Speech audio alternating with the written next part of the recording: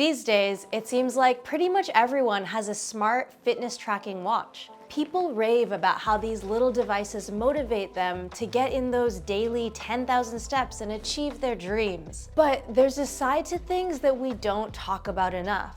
These trackers may actually get in the way of your health goals, all while doing some pretty sinister stuff in the background.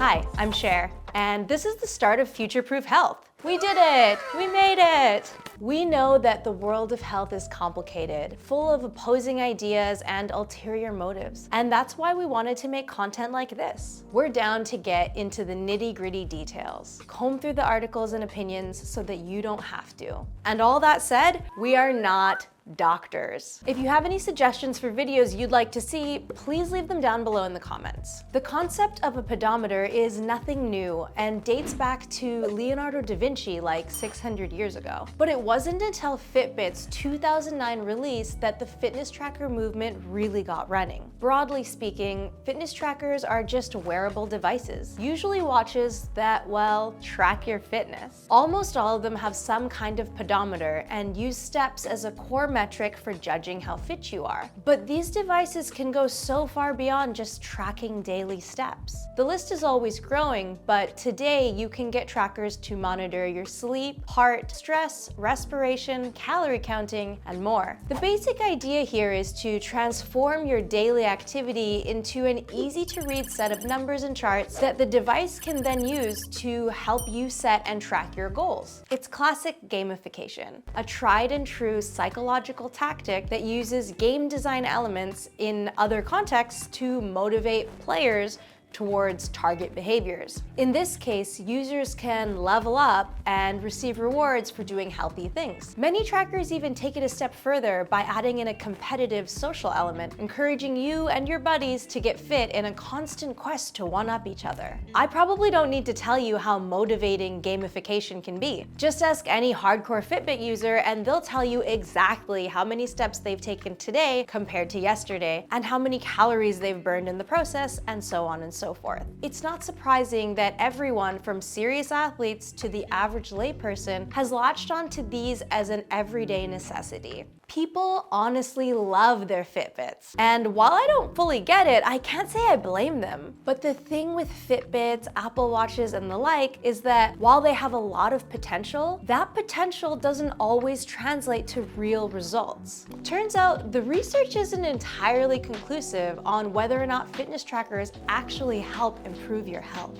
First of all, we need to make the disclaimer here that the concept of losing weight doesn't always directly relate to health. However, in at least one, admittedly older, 2-year study, people who used trackers for the purpose of weight loss actually lost less weight than people who just tracked their diet and exercise on their own. While the scientific consensus these days seems to be that fitness trackers tend to help people stay active, there's good reason to believe that this doesn't apply to everyone. One of the big issues with these devices is that you're kind of outsourcing your motivation to a piece of tech. By reducing your health to a set of numbers, you're not exactly doing much to stay in touch with how you're actually feeling. Health is about so much more than getting 10,000 steps in a day. It's something that's going to look and feel different for everyone. It's important for us to foster an intuitive sense of how we're doing, when we need to rest, when we can push ourselves a bit more, and so on. Watches don't always help with that. In fact, for some people, they can encourage unhealthy fixations on things like calorie counting that can prime a person for mental health issues and even lead to full-on depression. Fitness trackers don't necessarily help much when it comes to cultivating intrinsic motivation, that desire to complete a task for its own sake because we enjoy it, rather than because of some reward that we're expecting. There's a real risk here of totally losing your own determination. It's not unheard of for people to just stop wanting to work out entirely if they, say, forget their watch at home. This gets extra problematic considering how many people stop using their watches entirely after just a short period period of time. Just like with real games, smartwatches tend to be really exciting at first. You're achieving goals left, right, and center, you have a pronounced sense of growth, and the novelty hasn't worn off yet. It's that temporary post-New Year's boost when you're doing something new and you're determined to make it happen, at least for a few weeks or so. But then things start feeling a bit repetitive, and you've already increased your steps from 3,000 to 10,000, and you're about topped off in terms of other goals you can achieve. Those progress charts that were so exhilarating in the beginning have lost their spark. And you realize that you've never been all that into walking anyway. Little by little, you stop checking your watch until it eventually becomes just something you wear to feel and look a bit healthier. An often referenced older study from 2016 showed that people tend to stop wearing their fitness tracker within 6 months of getting it. Those numbers will look a bit different today now that tech has improved and started incorporating other addictive features like displaying notifications. In the end, these devices remain tools that are only useful insofar as you use them properly and consistently. So no, a fitness tracker is not guaranteed to help you get that body you've always dreamed of. Maybe it will help. It has for a lot of people, but there's a good chunk out there who would do a lot better with a different kind of health plan. One thing we can guarantee if you buy a fitness tracker, it will spy on you 100%. It's kind of in the name. They track you physically via GPS, and they know all sorts of things about your habits, when you sleep, what you do during the day, where you go for your morning runs, and so much more. It's a data collector's dream. And the best thing is, in many locations, the industry is still relatively unregulated, with tech progressing faster than laws can keep up with. So there's usually some wiggle room when it comes to what these companies can do with your data. You have to understand this kind of data is extremely valuable. It's why Google, Facebook, and others are able to offer so many free services. Because when you use those services, they gather your data and use it to turn a profit with advertisers. As they say, if you're not paying for the product, you are the product. Google will of course insist that they don't sell your data because that's getting increasingly illegal. They just sell ads, which just so happens to involve sharing your personal data with the businesses buying the ads. Gotta love those legal loopholes. The thing is, the data that fitness trackers collect doesn't usually count as personal medical information and isn't protected by law in the same way. So unlike the data your doctor has on you, this kind of data info can be used in ways you might not expect. Some companies will legit just sell your personal information to third parties totally legally.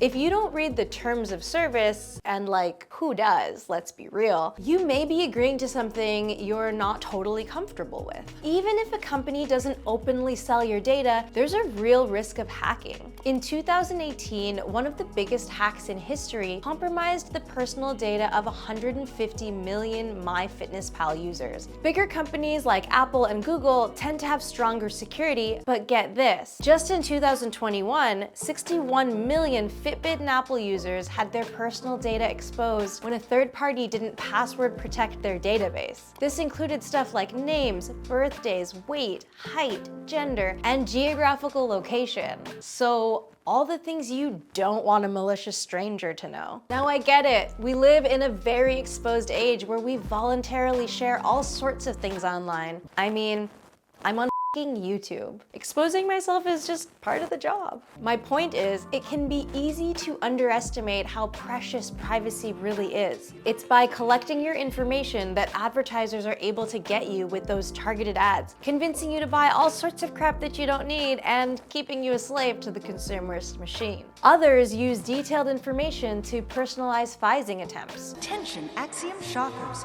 try blue. It's the new red. Ooh.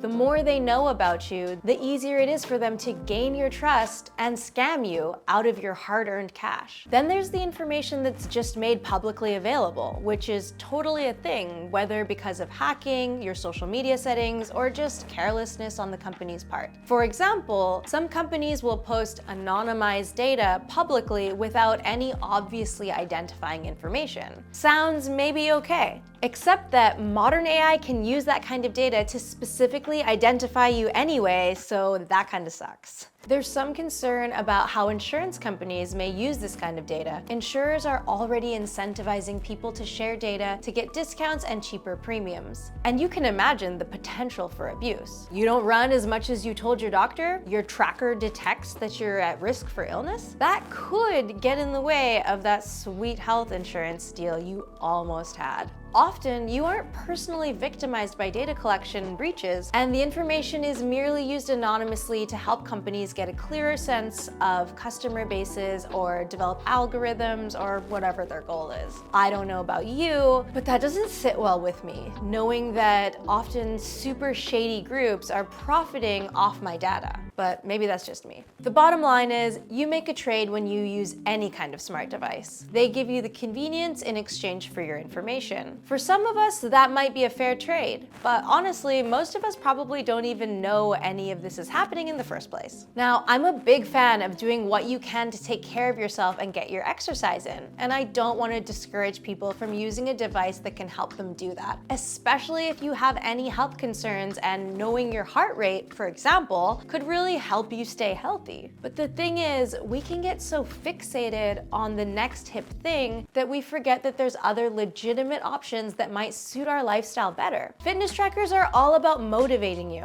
and there are so many low-tech, possibly more effective ways of doing this if you take the time to learn how and build a plan that works for you. As one tried and true example, you can make exercise more fun by doing genuinely enjoyable activities. Like, who doesn't love a good dance session or a long walk with someone you love? If you're super into tracking, there are so many apps available that do a lot of what a fitness tracker does, but without requiring you to go out and splurge on a device that you may forget about by the end of the year. A lot of people only really use trackers for the step counting, which you can easily do with your phone. There will still, of course, be privacy issues with these apps, but at least they're cheaper and less of a commitment if it turns out tracking doesn't jive with your lifestyle. You can always upgrade to a smartwatch later if you find you really benefit from the metrics. But if you do end up getting a smartwatch, maybe just take a bit of time to check your privacy settings. You might be surprised how much these share by default, but with a tiny bit of effort, you can adjust your settings to minimize risk. I hope you enjoyed this video. Thanks for being part of the team. If you haven't already, remember to like and subscribe, and I will catch you in the next video.